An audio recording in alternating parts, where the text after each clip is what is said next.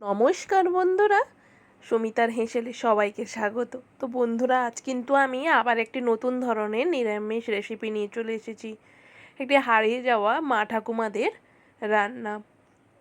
তো চলুন এই পুরনো দিনের রান্না কিভাবে আবার নতুনভাবে নতুন স্বাদে তুলে ধরা যায় সেইটারই চেষ্টা করেছি আপনাদের সামনে। তো তার জন্যে আমি এখানে আজ করে দেখাবো থোড়, যেটা কলা হওয়ার পর গাছের ভেতরে যে থোড় থাকে ওই থোড়ের রেসিপি। তো আমি এখানে তার জন্য মশলা নিয়েছি পোস্ত 2 চা চামচ, কাজু 2 চা চামচ, এখানে নিয়েছি বাটার মশলা বাটার জন্য নিয়েছি গরম মশলার মধ্যে কিছুটা মশলা, আর নিয়েছি আদা। তো প্রথমে আমি একটি কড়াইতে ভালো করে গরম করে নিয়ে 4 থেকে 5 চা চামচ আমি দিয়ে দিব সাদা তেল। আপনারা চাইলে সরিষার তেলও করতে পারেন। তেলটা গরম হয়ে এলেই ওতে দিয়ে দিব ঝালের জন্যে 4টে কাঁচা লঙ্কা। কাঁচা লঙ্কাটা আমি দিয়ে দিয়েছি। এরপরে এতে আমি যোগ করে দিব 1 চা চামচ ফোড়ন। এটা চামচটা ছোট বলে আমি এখানে 2 চা চামচ দিলাম, কিন্তু 1 চা চামচই মাপে আমি ফোড়ন দিয়েছি। ভালো করে ফোড়ন থেকে হাসা মিষ্টি সুগন্ধ উঠলে এরপরে আমি দিয়ে দিব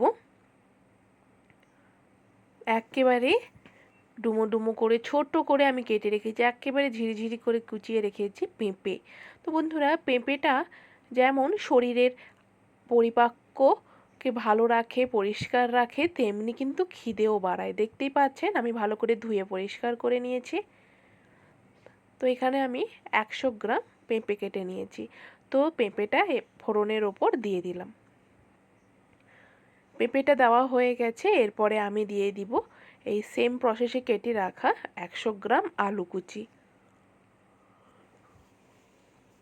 আচ্ছা বন্ধুরা, আপনারা এই মাজা বা ভেতরে যেটা থোড় বলে, কলা গাছের ভেতরে কলা হওয়ার পর থোড়টা পাবেন, এর আগে থোড় কিন্তু আপনারা পাবেন না। কলা গাছ কাটলে থোড় পাওয়া যায় না। থোড় অবশ্য যেটা বাজারে বিচি কলা অথবা বর্তমান কলা, চিনি কলা, এই কলা গাছের ভেতরেই থোড়টা থাকে। 5-6টা স্টেপ খুললে ভেতরে সাদা রঙের থোড় দেখা যায়। তো এরপরে আমি এতে দিয়ে দিব পরিমাণ মতো হলুদ এবং পরিমাণ মতো লবণ। এখানে আমি 1 চা চামচ হলুদের গুঁড়ো, 2 চা চামচ লবণ এবং একটু ঝালের জন্যে আমি এখানে লঙ্কা গুঁড়ো এবং কাশ্মীরি লঙ্কা গুঁড়ো মিশিয়ে 1 চামচ দিয়েছি। এইটা আমি দিয়ে দিলাম এবং ভালো করে আমি একটু আলু এবং পেঁপেকে ভাজা ভাজা করে নিব 10 থেকে 15 মিনিট মিডিয়াম আঁচে। আর হ্যাঁ বন্ধুরা, আমি অবশ্যই ঢাকনা লাগিয়েই করব, যাতে করে তাড়াতাড়ি কুকও হয়ে যায় আর ভাজাও হয়ে যায়। বন্ধুরা, এই থোড় অনেকেই হয়তো খেতে চান না, কিন্তু একবার খেয়ে দেখবেন শরীরের পক্ষে কিন্তু খুব প্রয়োজনীয় এবং উপকারী একটি পদ।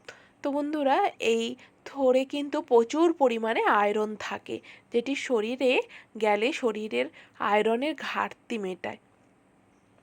তো দেখুন আমার বেশ কিন্তু পেঁপে আলু ভাজা ভাজা হয়ে গেছে। আবার আমি বেশ কিছুক্ষণ ঢাকনা দিয়ে মজার জন্য রেখে দিব। মজে যাওয়ার পর এরপরে আমি থোড়কে একেবারে ঝিরিঝিরি করে কেটে রেখে তাতে দিয়েছিলাম লবণ এবং হলুদ মাখিয়ে একটু চাপ দিলেই দেখবেন এইভাবে ছোট ছোট করে টুকরো হয়ে যাবে। একেবারে দেখতেই পাচ্ছেন একেবারে খুব মিহি করে আমি দাবিয়ে নিয়েছি একটু হাতে। তো এই থোড়টা আমি এবার আলু আর পেঁপে যে আমি ভেজে রেখেছি তার উপরে দিয়ে দিব এবং ভালো করে আমি মাখিয়ে নিব। মশলা যেটা ভেজে রেখেছিলাম আলু এবং পেঁপে ওর সঙ্গে আমি মাখিয়ে নিব এবং বেশ কিছুক্ষণ দেখবেন থোড়টা মজে যাওয়ার পর এতে আমি যোগ করব অল্প পরিমাণে চিনি। এখানে আমি 1 চা চামচ চিনি ব্যবহার করেছি, স্বাদটা যাতে ধরে রাখা যায়। মিষ্টিটা দিলে স্বাদটা কিন্তু খুবই ভালো আসে, দেখতেই পাচ্ছেন। এবং আবার আমি এইভাবে নাড়াচাড়া করে দেওয়ার পর আবার কিছুক্ষণ ঢাকনা লাগিয়ে রেখে দিব। আসলে এই যে থোড় খুবই শক্ত এবং একটা মচমুচে একটা ভাব থাকে। একে বেশিক্ষণ ধরে এইভাবে কম আঁচে উনুনে হোক অথবা গ্যাসে এইভাবে নরম করতে হয়। এরপর এতে আমি দিয়ে দিব বেটে রাখা পোস্ত, বেটে রাখা কাজু বাদামের পেস্ট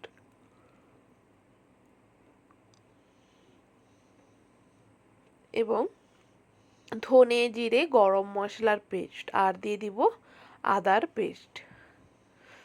তো সব উপকরণ আমি সবজিটার সাথে ভালো করে মাখিয়ে নিব। আপনারা চাইলে প্রথমে দিয়ে তারপরে আলু এবং পেঁপে দিতে পারতেন, কিন্তু আমি কেন শেষের দিকে দিলাম, যাতে করে সেন্টটা বলুন বা স্বাদটা কিন্তু আরও ভালো ধরে থাকে। কেননা সবজিটা খুব শুকনো শুকনো ভাব চলে এসছে, দেখেই বুঝতে পাচ্ছেন। এই কারণেই আমি দিলাম। প্রথম থেকে দিলে হয়তো হতো, কিন্তু লাস্টের দিকে দিয়ে দেখবেন শেষের দিকে খুবই কিন্তু স্বাদটা ভালো আসে প্রথমের থেকে। এরপরে আমি এতে দিয়ে দিব ওই ছোট বাটিতে 1 বাটি জল। জলটা দেওয়ার কারণ মাজা এত তাড়াতাড়ি নরম না হয়ে না, তাই আমি একটু জল দিয়ে আরও নরম করার চেষ্টা করছি। তো এরপর এইভাবে নাড়াচাড়া করে আমি ঢাকনা লাগিয়ে দিব বেশ খানিকক্ষণ, একেবারে লো ফ্লেমে করে। তো বন্ধুরা, এইভাবে আপনারা একবার নিরামিষ থোড়ের রেসিপি করে দেখবেন, অসাধারণ লাগবে কিন্তু খেতে। আমি এই রান্নাটা আমার ঠাকুমার কাছ থেকে শিখেছি। তখন হয়তো কাজু অথবা এত গরম মশলা, গোটা গরম মশলা থাকতো না, কিন্তু আমি এটাও বললেন ঠাকুমা যে এইভাবে তুমি যোগ করে রান্না করো কাজু অথবা গরম মশলা, দেখবে আরও স্বাদটা খুবই দ্বিগুণ আসছে এবং ঠাকুর বাড়ির রান্নার মতো স্বাদ আসবে। তো অবশ্যই বন্ধুরা আমি করে দেখলাম, অসাধারণ টেস্ট হয়েছে এবং সে গন্ধ কিন্তু অসাধারণ, রূপে গুণে আমার কিন্তু রান্না পুরো অসাধারণ হয়েছিল। তো ধন্যবাদ বন্ধুরা এই রেসিপিটা আপনাদের দেখার জন্যে।